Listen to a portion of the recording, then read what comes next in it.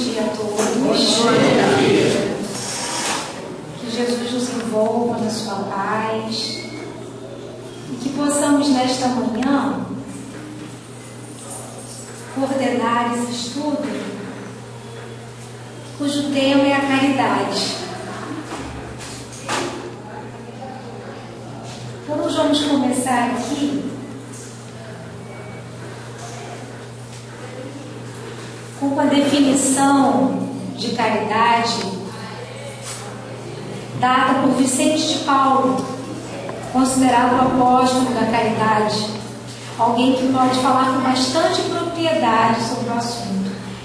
E essa definição se encontra no Evangelho segundo o Espiritismo, no capítulo 13, onde a gente estuda: não saiba a vossa mão direito que da esquerda. Então vamos lá. Caridade é, em todos os mundos, a eterna âncora de salvação. É a mais pura emanação do próprio Criador.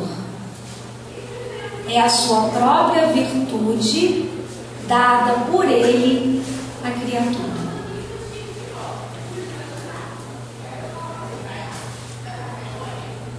E é muito interessante que, com essa definição, já que nesse item 12, onde ele fala sobre a beneficência, nós vamos encontrar ao longo desse item 12, ditado por ele, colocações muito interessantes a respeito da caridade.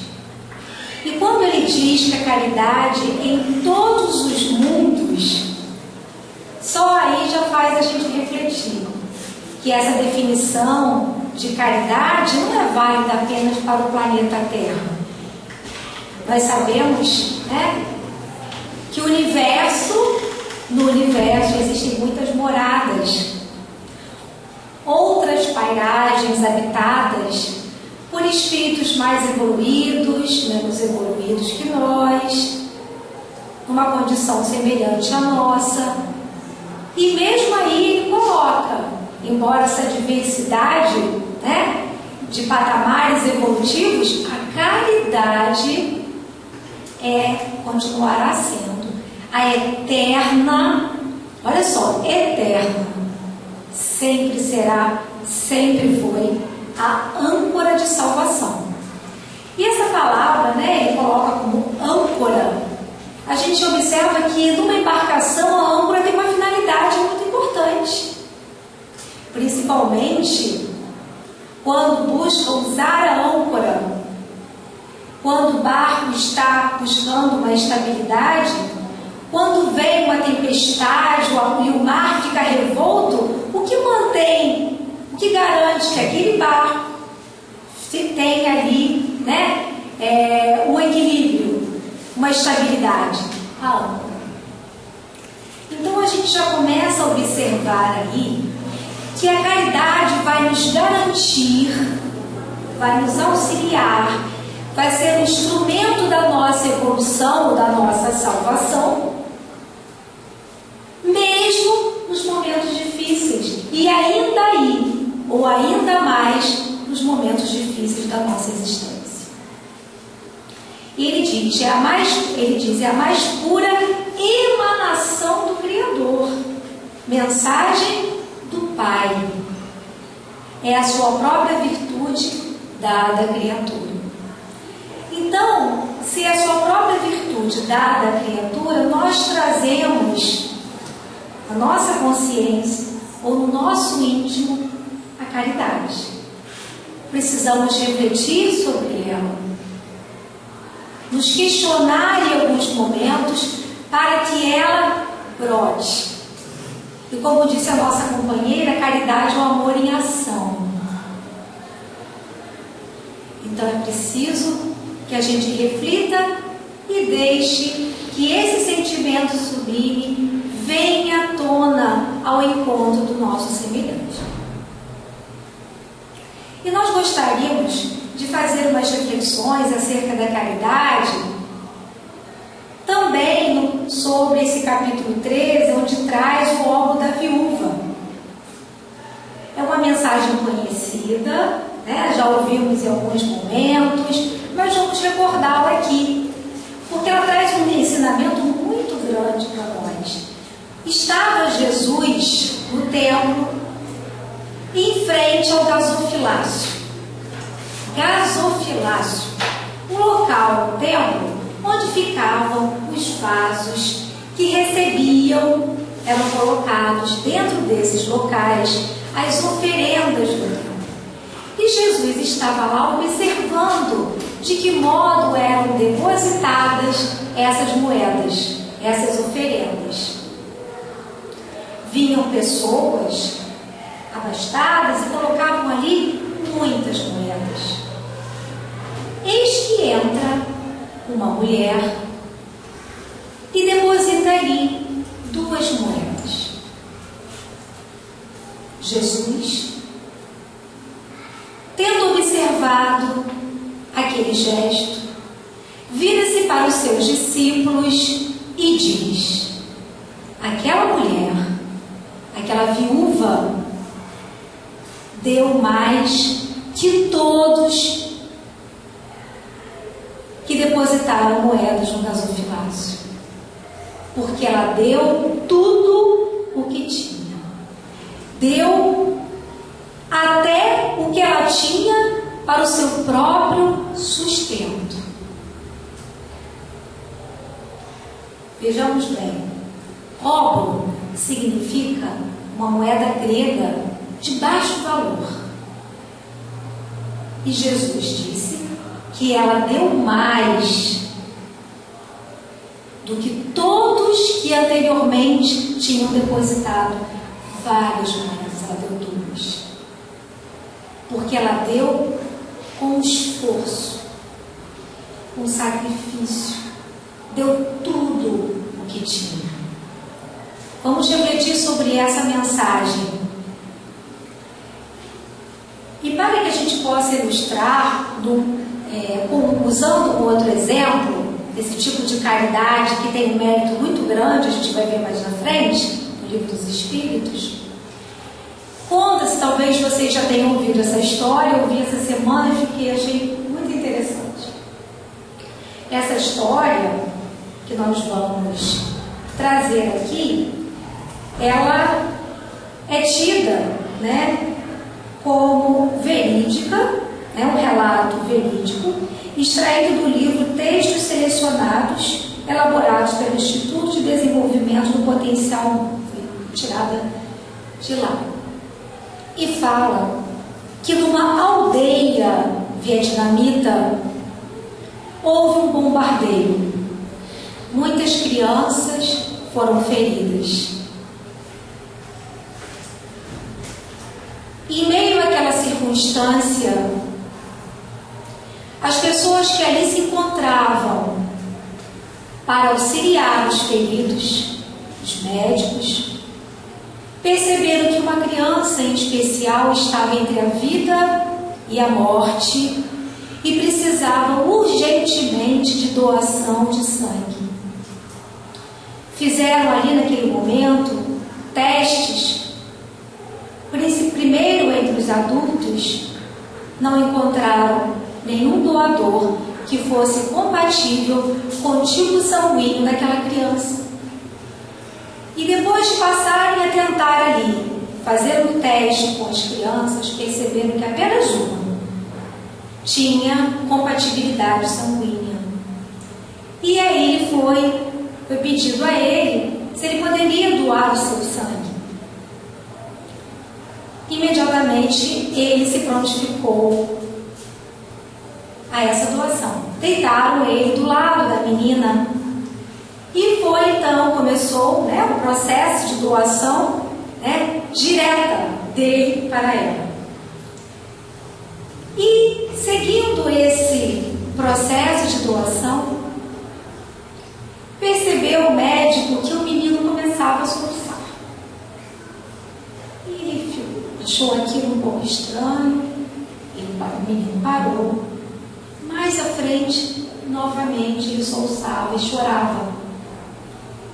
E eles não falavam o mesmo idioma. Pediu auxílio a uma das intérpretes daquela aldeia, já que o médico estava preocupado, tentando dialogar com ele, porque, se ele estava com medo ou se ele estava sentindo dor. Então, continuou chorando.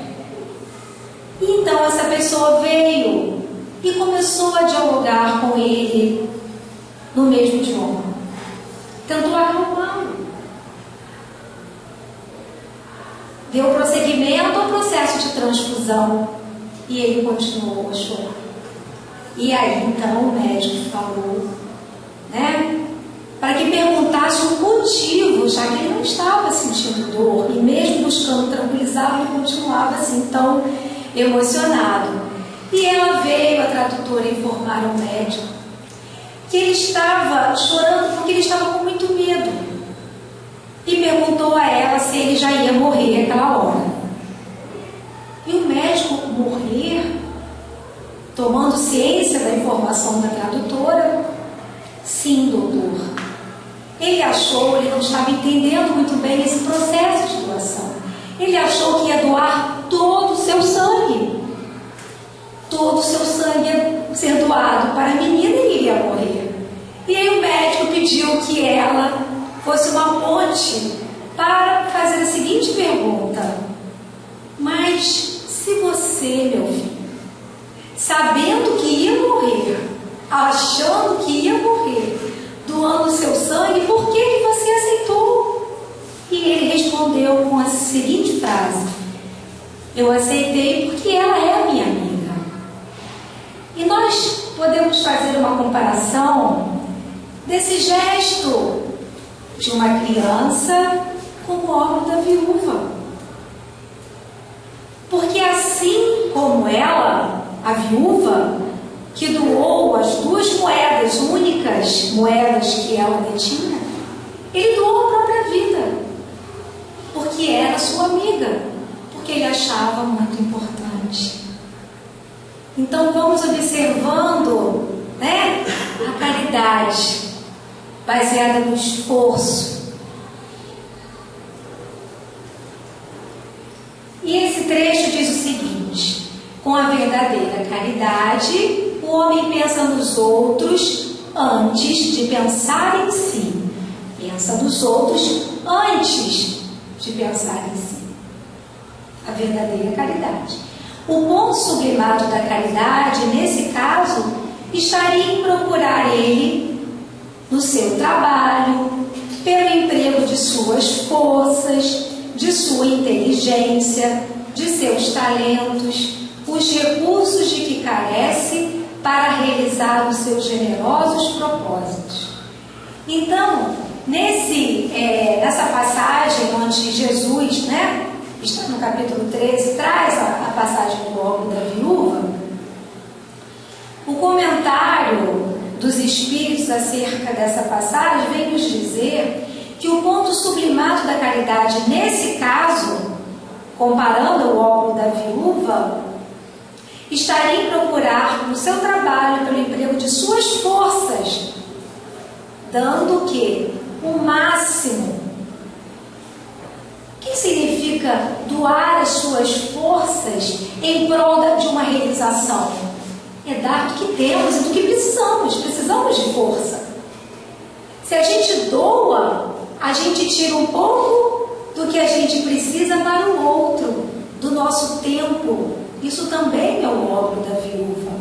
Pelo emprego de suas forças, sua inteligência, de seus talentos, é dar o que temos. E quando nós, lendo outros itens desse capítulo, existe uma passagem muito interessante também, já agora no item 9, mais à frente, quando o Espírito traz a seguinte reflexão para nós, nos levando a seguinte pensamento: Repelindo um desgraçado, estareis, quiçá, afastando de vós um irmão, um pai, um amigo vosso de outrora. Então nós espíritas ainda podemos fazer essa reflexão. Quando nos surgir a oportunidade de ajudar alguém, aquele que está nos solicitando ajuda pode ser um irmão, um filho, um parente próximo de uma encarnação passada, que hoje, pelo esquecimento das vidas passadas, nós não sabemos. Mas que chegando no mundo espiritual, podemos nos sentir, como ele diz aqui, desesperados, tristes, por não termos ajudado aquele a quem tanto amávamos. Faz essa reflexão sobre esse assunto.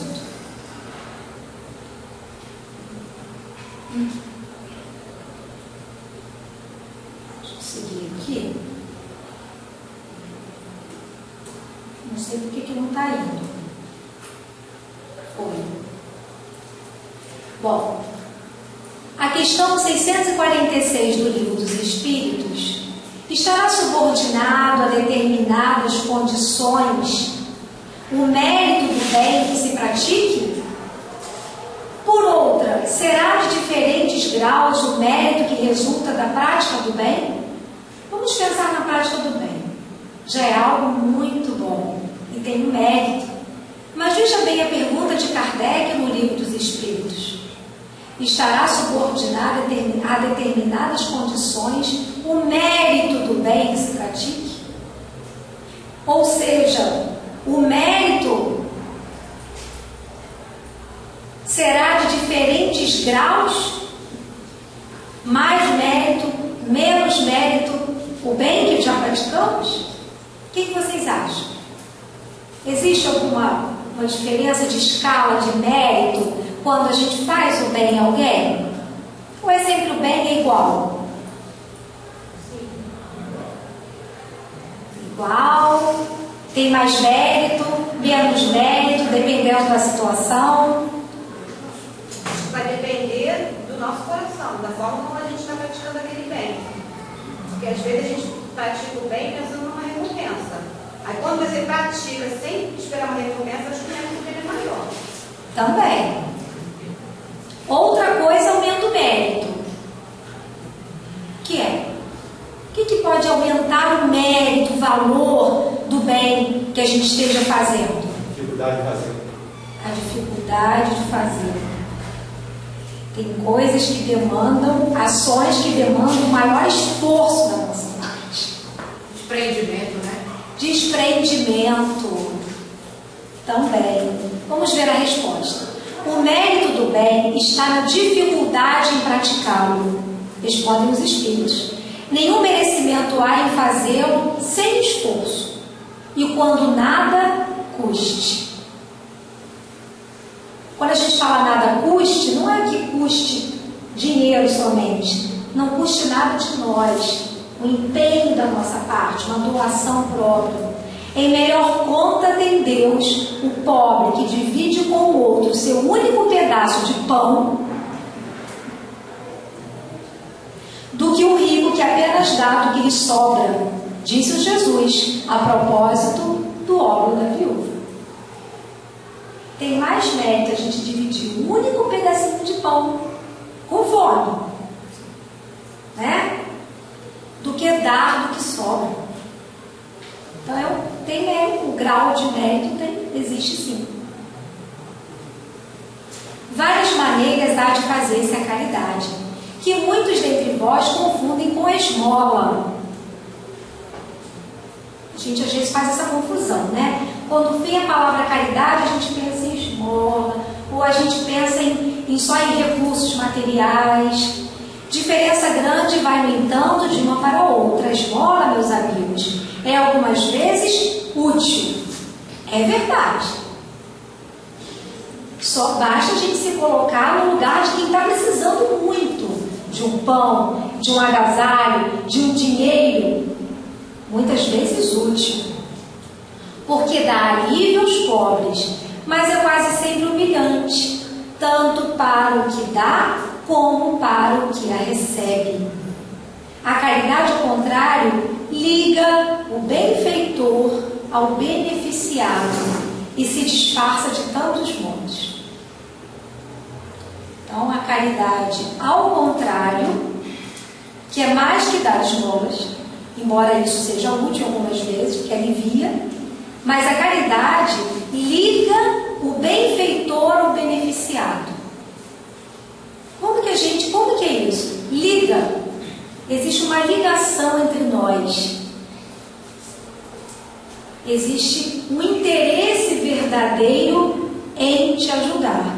Mesmo que em alguns momentos a gente não consiga solucionar totalmente o problema da pessoa. Mas me liga. E liga é pelo sentimento, pelo desejo sincero de servir. Em alguns momentos, o nobre Bezerra de Menezes não tinha recursos para aliviar a necessidade daquele que o procurava. E ele abraçava. E naquele abraço, que existia ali uma transfusão de vibrações salutares de amor, a pessoa saía muito melhor, fortalecida. Então, liga, existe uma ligação. E como ele diz, se disfarça de tantos modos. É o que Rose falou. Quando você colocou que a gente faz o bem sem esperar reconhecimento. E nem sair dizendo para todo mundo, ajudei fulano, você nem sabe o que eu fiz por aquela pessoa. E começa aí, isso não é caridade. Isso é falta de caridade. Porque você expôs a pessoa, o sofrimento dela. Então a caridade se disfarça de tantos modos. O que ele quis dizer se disfarçar? Dar sem que é o ideal, né? Que a gente observa isso no Evangelho. Existem 3 maneiras de se dar alguma coisa. Aquela, né, que você dá e fala para todo mundo que deu, né? Você humilha, você expõe, isso não é caridade. Aquela que você dá, não fala para ninguém, mas deixa uma pontinha para que alguém descubra. Veja bem, né? Como é que nós somos orgulhosos, né, gente?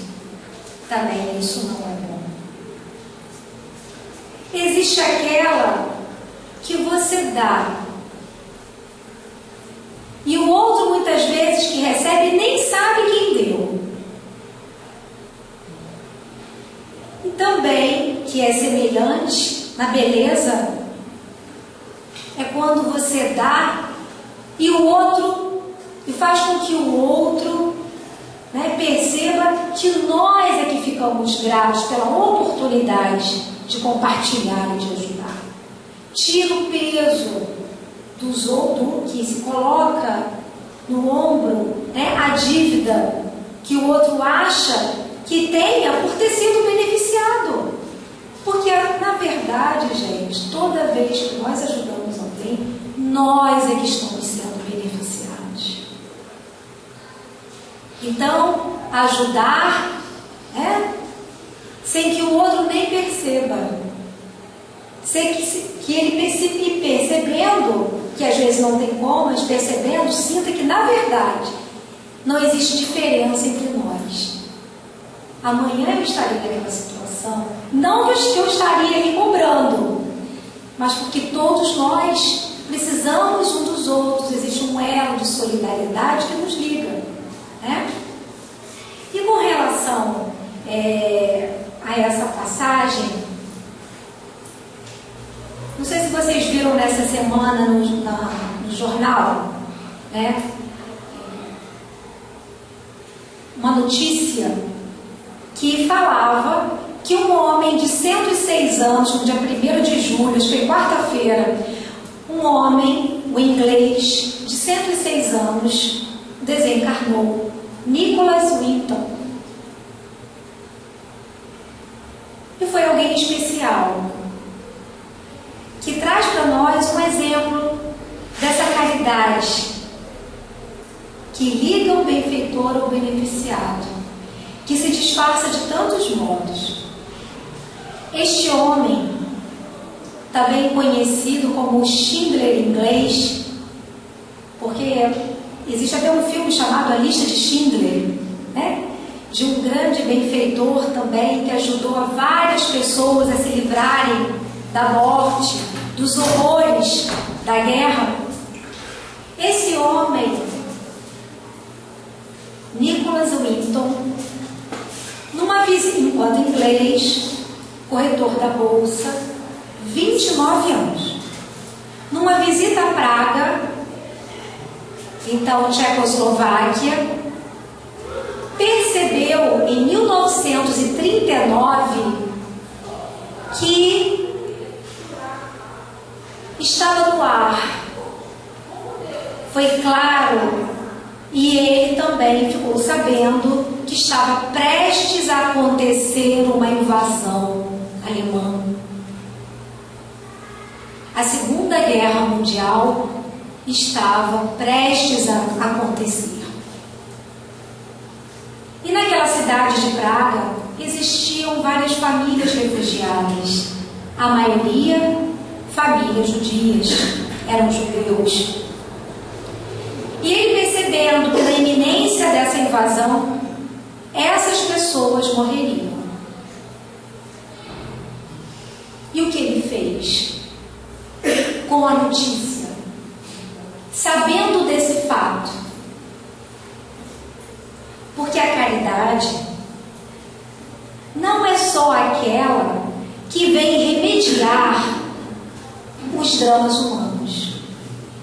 A caridade é aquela onde nós usamos todos os nossos recursos, onde nós usamos a nossa inteligência para evitar esses dramas. E foi o que ele fez. Percebendo que isso estava prestes a acontecer, mobilizou os seus recursos, a sua inteligência, os seus contatos e conseguiu que 8 trens levassem crianças para fora daquele local, protegendo-as do holocausto, de serem presas, de serem mortas. Mas era uma situação muito delicada. Isso não é uma coisa fácil de se fazer. Ele montou, olha a perseverança da caridade. Primeiro soube de um fato, isso pode vir a acontecer. Depois mobilizou seus esforços, contatos, montou um escritório num hotel em Praga para cadastrar as famílias que gostariam, a gente não consegue imaginar o drama dessa situação dessas famílias, que gostariam de salvar os seus filhos de uma invasão iminente, levando essas crianças para outros países que seriam recebidas por famílias que adotariam essas crianças. E é uma reportagem muito linda, a gente vale a pena depois procurar, né, nos arquivos do jornal do dia 1º de julho. Nós vamos observar ali que algumas dessas pessoas que ainda estão vivas hoje, né, que conseguiram ser salvas, crianças, né, naquela época, narram que era uma fila enorme, né, e que seus pais iam lá cadastrar o nome, família, os seus filhos. Imagina a dor de um pai desse. O filho, para ir longe, sabe-se lá nos jornais que pudessem receber essas crianças, talvez para sempre. E assim foi feito. Organizou contato também com alguns alemães para que não atrapalhassem esse processo. A gente vê o quanto que deu trabalho a esse homem, quanto que ele se expôs, risco de vida, uma situação dessa. Isso foi. Até que um dia, né, os trens, chamados trens da vida, levaram 606 crianças, livrando-as da morte. Se eu não me engano, são 606. Deixa eu só ver aqui direitinho. Porque é um número muito grande. Não, 669 crianças foram livradas da morte. E no ano passado, teve uma reportagem muito interessante, porque vejam bem, esse homem agiu dessa forma. Essas crianças foram salvas. Muitas nunca mais viram seus pais porque morreram na guerra. E ele guardou em sigilo por 50 anos isso que ele fez. Até que um dia a sua esposa, mexendo nos guardados no porão, descobriu documentos, cartas, e veio então a tomar conhecimento, ele ainda era vivo, desse fato. E houve uma homenagem belíssima da BBC de Londres, onde ele foi convidado a ser homenageado, ele não sabia por quê. Você imagina a situação, né? Ele foi levado, então ele seria homenageado, ele não sabia muito bem por quê, foi tudo organizado, né? Então, expôs ali ao público, né, a situação, que o mérito, a atitude que ele teve, e um dado momento pediram, né, na plateia que se levantassem aqueles que eram, né, pessoas sobreviventes, que eram aquelas crianças que haviam sido salvas, e quase a plateia inteira se levantou. E aí ele ficou muito emocionado, chorou. Então a gente observa esse exemplo, né, dessa caridade aí, que se disfarça de tantos modos, que foi sigilosa. Foi falada o necessário para que aquele projeto se realizasse, né? E aqui estava a foto dele, né? Isso estava essa semana veiculando aí na mídia, esse velhinho, né, simpático, de 106 anos. Que beleza, né? Viveu uma peça, mas faleceu essa semana, dia 1º de julho. Então, nasceu em 1909 e desencarnou em 2015. E a gente fica pensando, né? Que recepção que ele não teve no mundo espiritual. Mas, então, a gente pode observar agora uma citação de Carita. Já ouviram falar nesse espírito Carita? Tem até uma prece que a gente gostaria de ler no final, a prece de Caritas.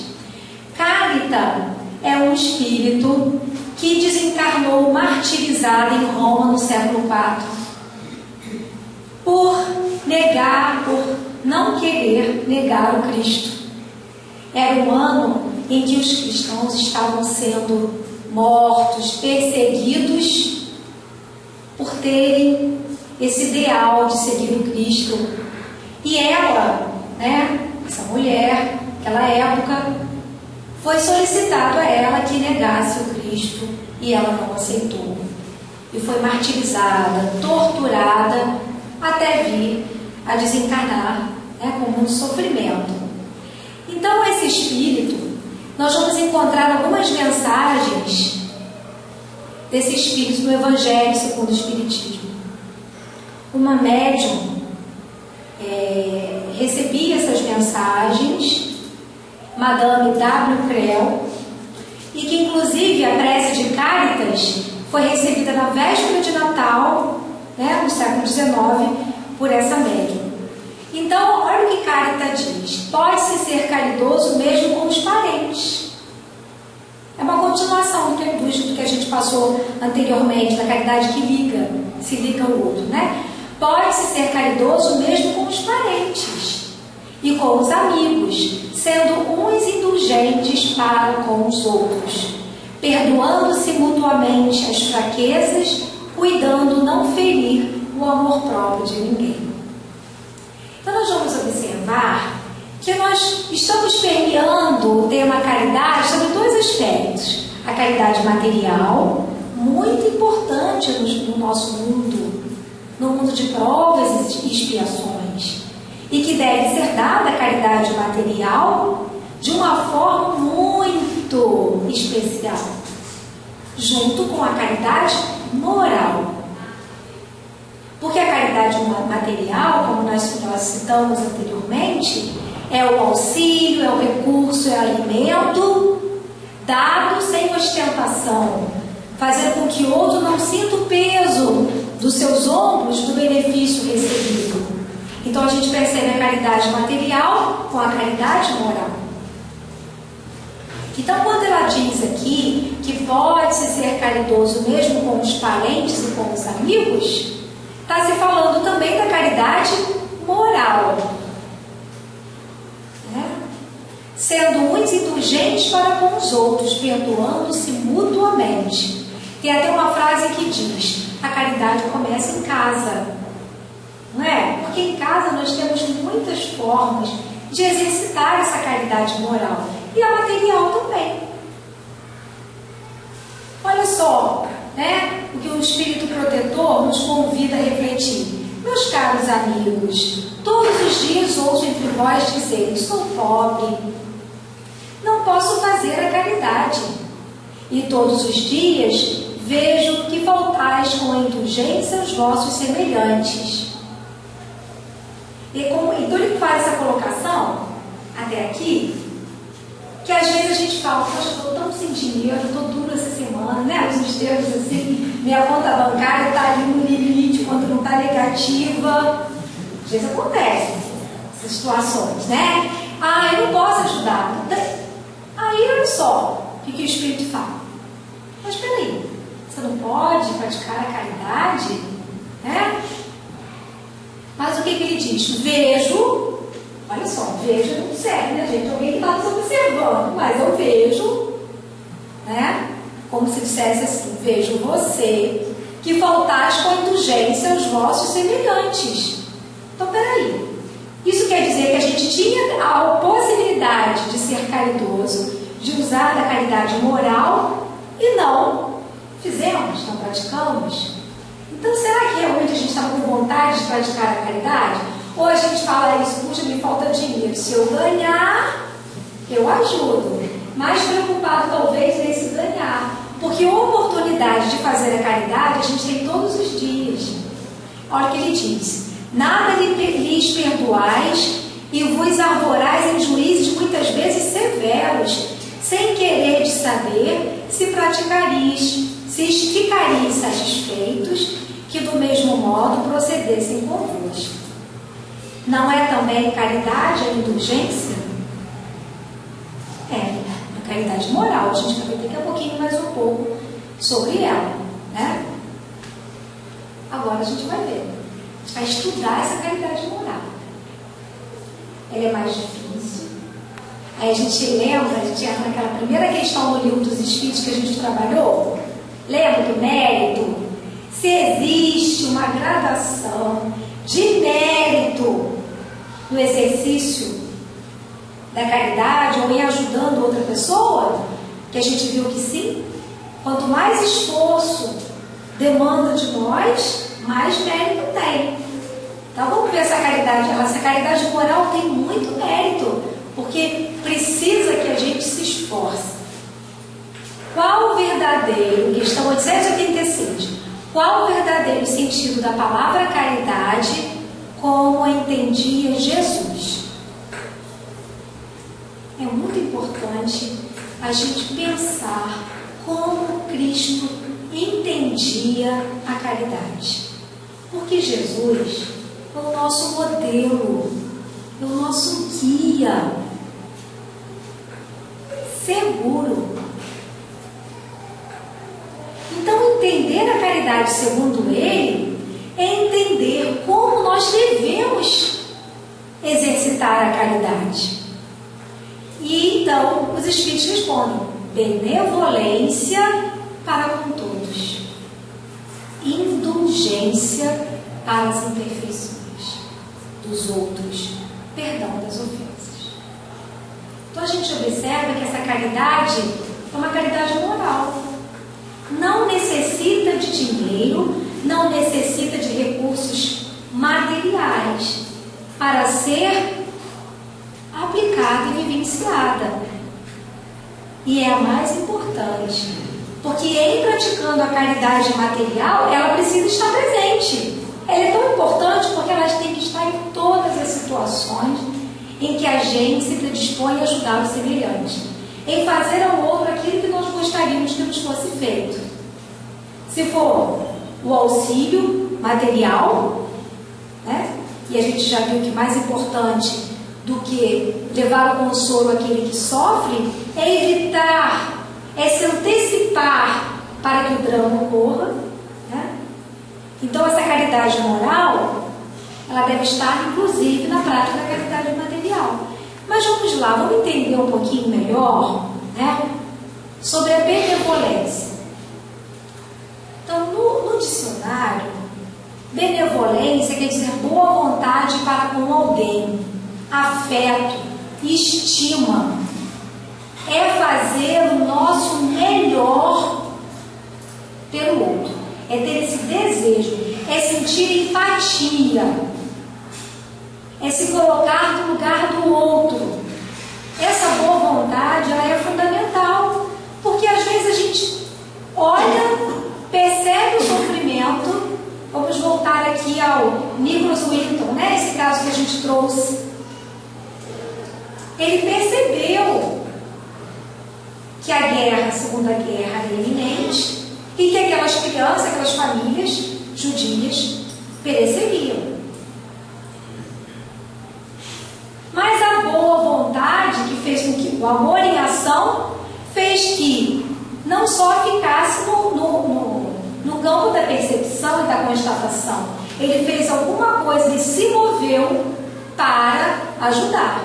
Então a benevolência é fundamental. E a gente fica refletindo nessa caridade moral que tanto a benevolência, a indulgência e o perdão, as precisam caminhar juntas. Vamos percebendo isso, né? Aí no livro A Constituição Divina, de Richard Simonetti, ele traz algumas considerações sobre essa questão 886. Então ele diz, o que é o exercício da benevolência? O que é viver, praticar a benevolência? É o trabalho em favor do semelhante. É o trabalho. A benevolência nos remete à ação, à boa vontade. É querer fazer o nosso melhor. E a indulgência? Para com as imperfeições dos outros. O exercício da indulgência significa solidariedade em face das limitações e fraquezas do próximo, evitando discriminá-lo. Vejamos bem. Solidariedade. Gente, solidariedade é uma palavra muito importante. Não é perceber. Aí a gente vai, quando estuda a indulgência no Evangelho segundo o Espiritismo, a gente vai observar nesse capítulo, onde está ali a indulgência também, fala sobre a trave e o argueiro, né? Que a gente às vezes vê um cisco no olho do outro, não vê uma trave no nosso. Então a indulgência nos remete à solidariedade em face das limitações e fraquezas do próximo. Eu vejo, porque não tem como não perceber, a gente vê, mas eu sou solidário. Sabe por quê? Porque eu também erro, porque já errei, porque posso errar amanhã. E sei que também tenho lutas, estamos buscando a cada dia nos melhorar. Então, agora, solidariedade em face das limitações e fraquezas do próximo não significa concordar com elas. Não significa anuir, não significa dizer, é isso mesmo, erra mesmo, não. É perceber, né? Buscar ajudar e jamais discriminar. Isso é indulgência. E no site do Movimento Espírita tem uma mensagem titulada O Desafio da Indulgência, que diz o seguinte: a indulgência será essa capacidade de olhar com os olhos de compreensão frente à falha do nosso próximo, tentando entendê-lo ao invés de julgá-lo, muitas vezes de forma ácida e contundente. Nós vamos observar, né, essa capacidade de olhar com olhos de compreensão. Quantos exemplos nós não temos do Cristo quando levava auxílio e socorria aqueles que erravam? Ele nunca discriminou, ele nunca julgou. A gente vai observar várias situações. A própria mulher adúltera, ele não julgou. Estavam todos ali em volta dela na praça com uma pedra na mão, prontos para tacar, arremessar aquela pedra. O Cristo não julga. Ele que tinha autoridade moral para fazê-lo se o quisesse. Mas ele era indulgente, ele é indulgente, ele compreende que temos falhas. E o que ele diz? Atire sim a primeira pedra, mas aquele que estiver sem pecados. Quem é ali que estava sem pecados? Ninguém. Mas quando ele ficou sozinho com ela, a gente vê que ele não concordou com a atitude dela. Não era isso. O que ele fala? Vá, siga, caminhe, recomece, mas não tornes a pecar, não tornes a errar, para que não lhe advenha um mal ainda maior. Isso é indulgência. Aí a gente vê que é a benevolência da gente. Está vendo como que uma caminha com outra? Porque eu posso perceber, ele percebeu, mas ele usou de benevolência, boa vontade, trabalhou por ajudá-la, né? E esse trecho aqui, gente, está no livro Estude Viva, capítulo 17, Acidentados da Alma. E Emmanuel diz o seguinte: age, porém, diante dos acidentados da alma, com a prudência e a piedade do enfermeiro, que socorre a contusão sem alargar a ferida. Isso é muito atual, isso é muito importante. Quem são os acidentados da alma? Todos nós. Então, da mesma forma que nós gostaríamos que agissem para conosco, nós devemos socorrer sem alargar a ferida. O que significa alargar a ferida do outro? Estou te ajudando, mas vê se se emenda. Ou, como é que você faz isso? Não tem vergonha não? Quem somos nós para ter uma atitude de alargar a ferida do outro? Olha o que a indulgência diz: compreensão. Meu amigo, vamos ter calma. Todos nós erramos. Vamos buscar corrigir. Vamos manter o equilíbrio, né, com amor, com fraternidade, sem expor. Porque, veja bem, quando nós tecemos comentários sobre os dramas humanos, sobre os erros dos outros, seja os que aparecem na mídia, seja do nosso vizinho, seja do campo da polícia, seja quem for, nós estamos alargando as suas feridas. E devemos ter cuidado, porque nós podemos ser os enfermos de amanhã, né? Olha só, tenhamos serenidade diante de nós. Gostaria de fazer uma pausa aqui. A gente vai ler o capítulo 34, Paciência conosco. Não saiu aqui não. Está embaixo. Mas o livro Caridade, tá? Psicografado pelo Chico. E nesse capítulo, Paciência conosco, eu fiz uma pausa porque é um pensamento muito interessante que a gente precisa ter.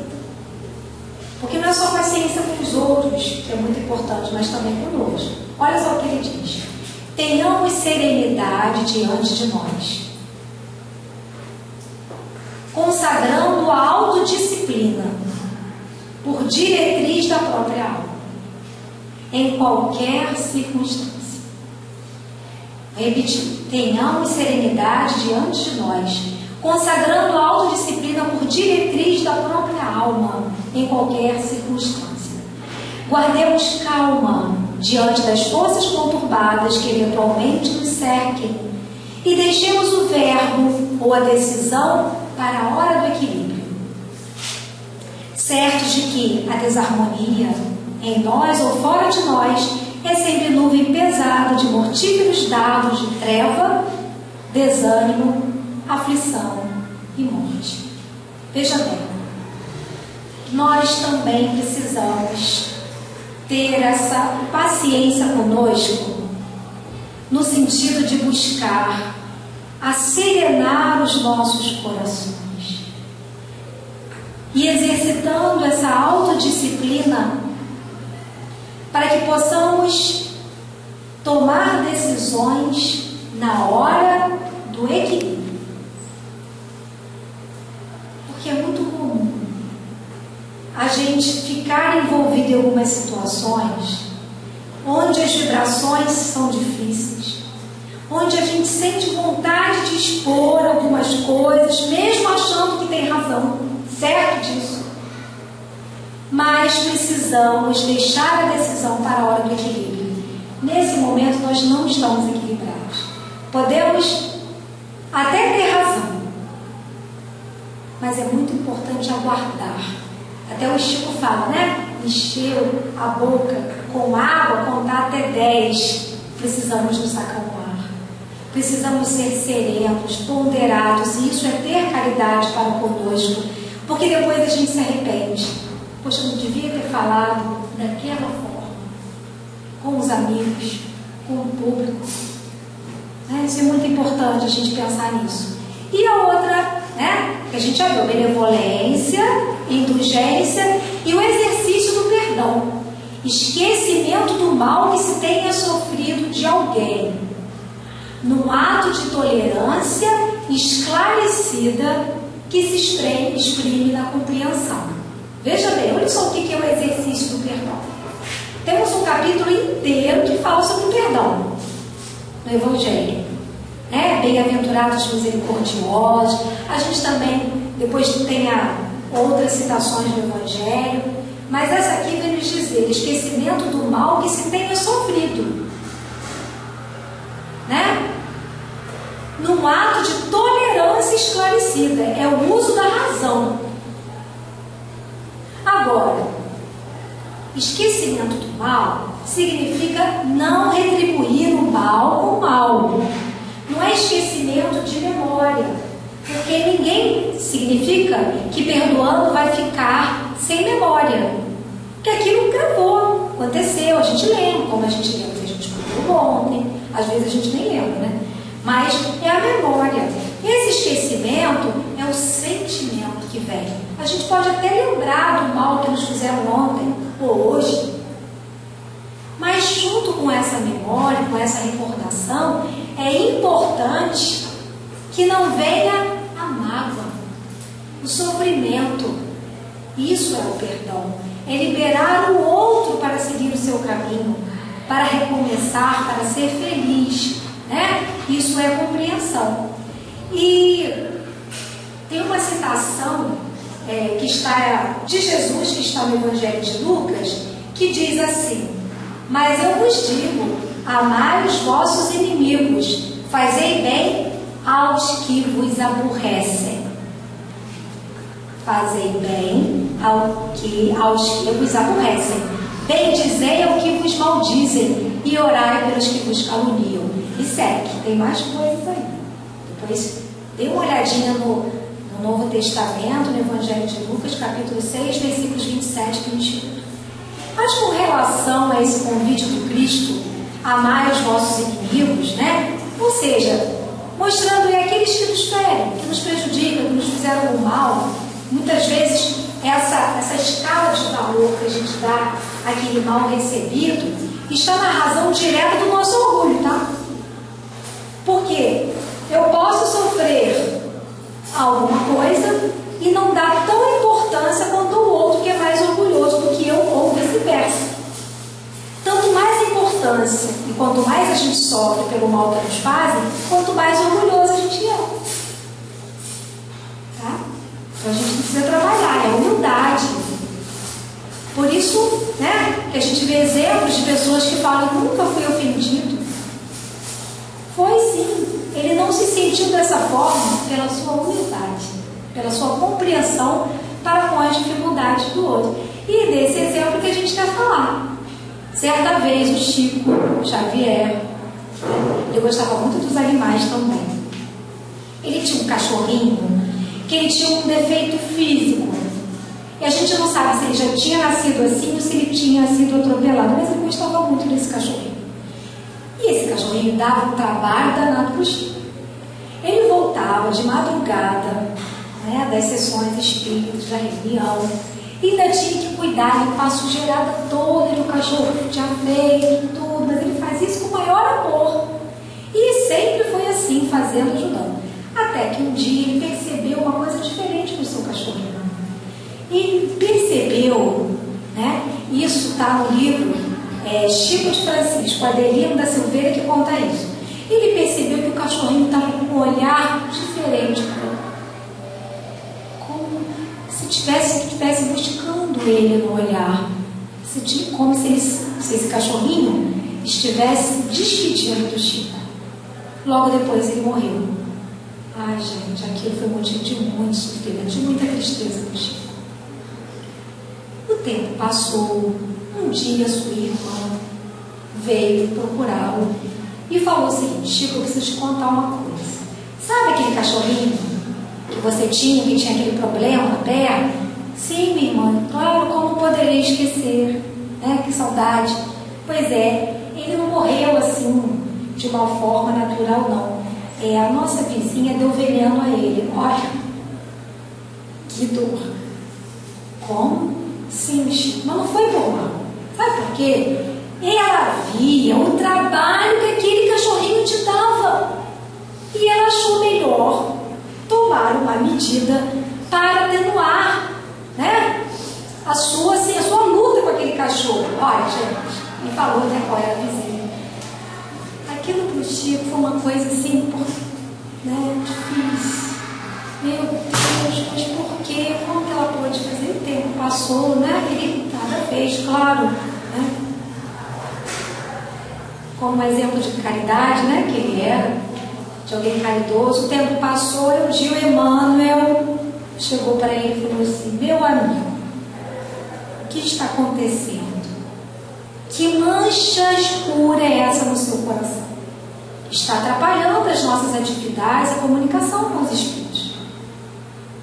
E, né, ele, conversando com o Chico, falou assim: olha, eu sinto muita tristeza. Não é mágoa, não, é tristeza pela morte do cachorrinho. Aí ele falou assim: mas você precisa resolver essa situação. Isso não pode continuar. A gente vê como que nós mesmos somos atingidos pela mágoa. No caso não era mágoa, era uma tristeza. Imagina o caso de mágoa, de ódio, nossa, é muito pior, né? Que plasmamos no nosso corpo físico. E aí o Emmanuel falou assim: olha, tem uma solução. Você vai dar um presente para ela. Como é? Presente? Eu que fui o ofendido. Eu vou dar um presente. Isso mesmo. Você vai dar um presente. Você vai descobrir aquilo que ela está precisando. E o Chico foi, né? Mas meu irmão, é isso mesmo? Ele é isso mesmo. Porque está lá no Evangelho, esse trecho aí que nós colocamos. Eu vos digo, amai os vossos inimigos. Aí o Emmanuel citou para ele: nosso Senhor Jesus é que deu essa receita. Fazei bem ao que vos aborrece. Lembra ela? Um dia ele estava passando pelo caminho e falou: Chico, vem cá. Deu um abraço, agradeceu. E aquilo foi dado para Chico com muita luta, porque Chico não tinha recursos financeiros. Foram várias prestações, mas ela o envolveu com um abraço, com tanta ternura, aquela mancha sumiu. Veja bem. E seguiu, liberado daquela tristeza que ele tinha. Então, meus irmãos, vamos buscar, a gente encerra aqui com um dos exemplos, né, de alguém que buscou vivenciar essa caridade, né, tanto a moral quanto a material. Por vezes sentimos que aquilo que fazemos não é senão uma gota de água no mar, mas o mar seria menor se lhe faltasse uma gota, né? Madre Teresa de Calcutá. Que possamos buscar vivenciar a caridade material e moral, ou só moral, mas no nosso dia a dia, porque como disse o nosso irmão Vicente de Paulo, a caridade será em todos os mundos a eterna âncora de salvação. Muita paz para todos.